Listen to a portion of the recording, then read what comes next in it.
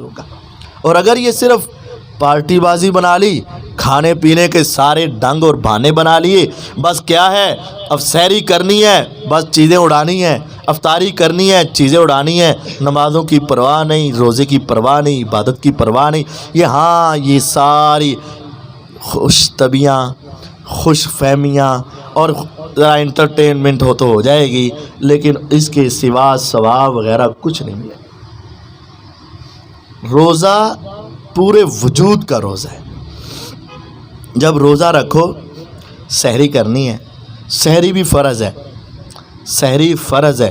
بعض دوست رات کو کھانا ہی لیٹ کھاتے ہیں اور کھا کے سو جاتے ہیں، سحری نہیں کرتے، یہ غلطی ہے۔ تسحروا، سحری کرو، سحری فرض ہے۔ غلطی سے رہ گئی، سوئے ہوئے رہ گئی، کوئی اور مسئلہ ہوا تو الگ بات ہے۔ فَإِنَّ فِي السَّحُورِ برکۃ، سحری میں برکت ہے، سحری کھانا فرض ہے۔ بھوک نہیں بھی ہے، پیاس نہیں بھی ہے، ایک نوالا لے لو، ایک گھونٹ لے لو، تاکہ پیغمبر کی حدیث پہ عمل ہو جائے۔ سحری، فجر کی نماز، 5 نمازیں، یہ تو ضروری ہے نا۔ نماز کے بغیر روزے کی قبولیت کا تصور یہ شیطانی تصور ہے۔ سنیے دوبارہ، نماز کے بغیر روزے کی قبولیت کا تصور یہ شیطانی تصور ہے، ایمانی تصور نہیں ہے۔ روزہ ایک فرض ہے، نمازیں 5 فرض ہیں۔ روزہ سال بعد فرض ہے، نماز ہر روز فرض ہے۔ روزے کا سوال بعد میں ہوگا، نماز کا سوال پہلے ہوگا، اور نماز روزے سے پہلے فرض کی گئی ہے، اور یہ نماز ہر شخص پر فرض ہے۔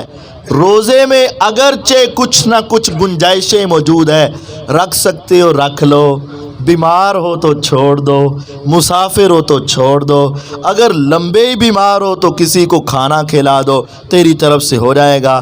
نماز میں یہ سہولت نہیں ہے۔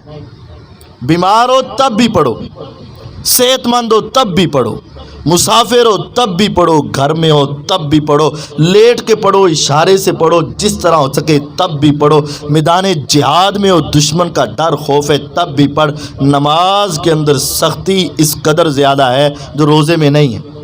اس وجہ سے روزہ رکھ کے بے نماز رہنا اس کا ایسے ہی ہے کہ انسان بے روز رہ لے، تو دونوں برابر ہیں۔ جس نے روزہ رکھا اور نمازیں نہ پڑھی، جس نے روزہ بھی نہیں رکھا نمازیں بھی نہیں پڑھی، برابر کے ہیں، ان دونوں میں کوئی فرق نہیں ہے۔ نماز پڑھنا فرض ہے، نماز کے بغیر روزے کی قبولیت یہ شیطانی تصور ہے۔ جب نماز پڑھو گے تو پھر ذکر و اذکار بھی کیا کرنا، اللہ تعالیٰ سے دعا بھی کرنی ہے، توبہ و استغفار بھی کرنا ہے۔ اللہ تعالیٰ ہر روزے کے اندر وَلِلَّهِ اُتَقَاءُ مِنَ النَّارِ وَذَلِكَ فِي كُلِّ لَيْلَةٍ، اور اللہ تعالیٰ ہر وقت ہی دعا سنتے ہیں، لیکن افطاری کے ٹائم ذرا اسپیشل دعا سنتے ہیں۔ سحری تہجد کا وقت ہے، اسپیشل دعاؤں کا وقت ہے۔ افطاری یہ اسپیشل دعاؤں کا وقت ہے۔ دو باتیں، ایک تو ہم ان دونوں مواقع کو صرف کھانے پینے اور انتظام میں ضائع کر دیتے ہیں، اور کچھ رہتی سہتی کسر اس وقت گھر میں لگے ہوئے ٹی وی اور اس کے پروگرام یہ ساری نیکی کو برباد کر کے رکھ دیتے ہیں۔ سحری کے وقت بھی پروگرام چل رہا ہے اور یہ پروگرام دیکھ رہا ہے، افطاری کے قریب بھی پروگرام چل رہا ہے اور یہ اس کو دیکھ رہا ہے، یہ تباہی اور بربادی ہے۔ اور نہیں دیکھتا تو بس یہ سحری کے کاموں میں یہ رکھ دو، یہ رکھ دو، یہ رکھ دو، یہ رکھ دو، فلاں کو بلاؤ، فلاں کو، سب چھوڑ دو میرے بھائیوں، سب چھوڑ دو۔ دوسروں کی فکر بھی چھوڑ دو، اپنی فکر کرو۔ سحری میں چند لمحے، کوئی 5-7 منٹ نکال کے نا، ذرا تنہائی میں بیٹھ کر نا اس رب کی بات کو ہی مان لیا کرو، کیونکہ سحری کے وقت میرے رب آسمانیں دنیا پر ہوتے ہیں، اور وہ خود کہہ رہے ہوتے ہیں حل من مستغفر، حل من مستشفع، حل من مسترزق، ہے کوئی دنیا میں جو سارے ہسپتالوں کے چکر لگا لگا کے تھک چکا ہو، آئے میں رب سے شفا مانگے، میں دینے کے لیے آیا ہوا ہوں۔ ہے کوئی انسان جو ساری دنیا کے رزق کے اڈوں سے ٹھوکریں کھا کھا کے واپس آ گیا ہو، میں اس کے لیے رزق کے دروازے کھولنے کے لیے آیا ہوں، وہ مانگ لے مجھ سے۔ ہے کوئی گناہوں میں ڈوبا ہوا جس کو اپنے گناہوں کے اوپر شرمندگی ہو چکی ہے، ذرا آئے تو میں اس کے گناہوں کو معاف کرنے کے لیے آیا ہوا ہوں۔ جب رب تعالیٰ بلا رہے ہیں نا سحری کے وقت، اس وقت کو موبائل کی سکرین سے ہٹا کر، ذرا اس وقت کو فیس بک، یوٹیوب اور واٹس ایپ سے دور کر کے ذرا اپنے رب سے تعلق جوڑنے کا 5 منٹ کا ٹائم نکال لو، یقین جانیے میری اور آپ کی دنیا اور آخرت سنور سکتی ہے۔ اور خصوصاً افطاری کا وقت، ان للصائم فرحتان، روزے دار کو 2 خوشیاں ملیں گی۔ خوشیوں کے لیے عربی میں کئی الفاظ ہیں، لیکن یہاں لفظ آیا فرحت۔ عربی لغت اگر آپ کھول کر دیکھیں تو جو اندر دل کی گہرائی تک خوشی محسوس ہوتی ہے نا، اور جس خوشی سے بسا اوقات انسان کے آنسو نکل آتے ہیں، اور جس خوشی سے انسان جھوم اٹھتا ہے، اس کو عربی کے اندر فرحت کہا جاتا ہے۔ میرے پیغمبر علیہ السلام فرماتے ہیں روزے دار کو 2 خوشیاں ہوں گی۔ ایک خوشی جب پورا روزہ صحیح سنت کے مطابق گزار لیتا ہے نا، جب افطاری کا وقت آتا ہے تو اس کو وہ لذت اور خوشی ملتی ہے۔